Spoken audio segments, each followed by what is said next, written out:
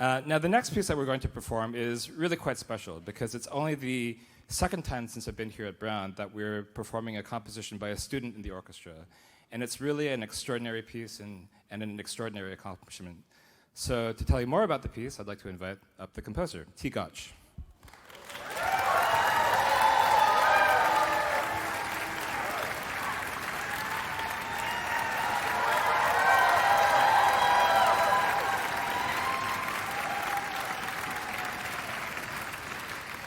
Hello, I'm T. I wrote this next piece. It's titled Portrait of a Cardinal.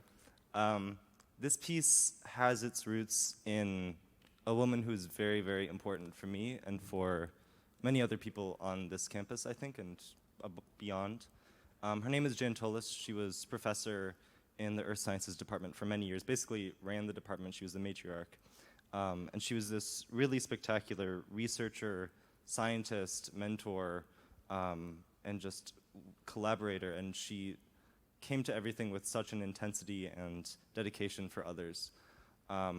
She was my first year advisor, and then I worked with her later to advise other first years and as a TA. And she really, had a very profound impact on me. She passed last fall, and during that time there was a huge celebration of her life on campus. Many people from all over the world and all different walks of life came to celebrate her. And it was kind of in that environment that I decided to dedicate my honors thesis to her. That is what this piece is. So Jan loved being outside. She loved birds. She loved gardening. Her backyard was beautiful.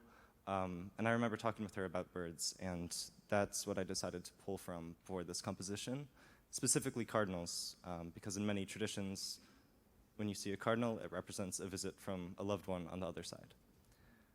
In this piece, cardinal transcriptions are the main source material for a lot of melodic, harmonic, rhythmic content, and in some parts I have asked my very patient friends to play them directly. So in that sense, you kind of get a more realistic portrait of a cardinal. And then at other times, the portrait's a little bit more abstracted. I'm pulling from sensations, feelings, concepts, things like that. I don't think Jan would have liked this piece very much. When I knew her, she came to every single orchestra concert that she could make, which was really, dedication in itself. And after every orchestra concert, I got a review email every single morning, like the next morning, Sunday morning, with the subject line, concert, smiley face. And I'd like to read an excerpt from one of those emails. This time I made it, and it was great to see you and hear you.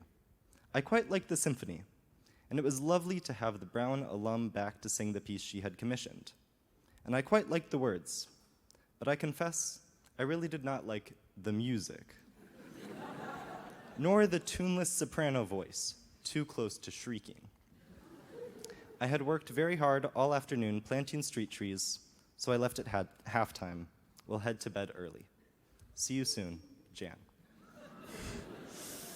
She was very direct. I'd like to thank Anthony, who has been my primary composition teacher and my primary thesis advisor for all this stuff, Mark for everything, and every single musician in the orchestra for bringing this piece to life. And thank you all for being here. Enjoy.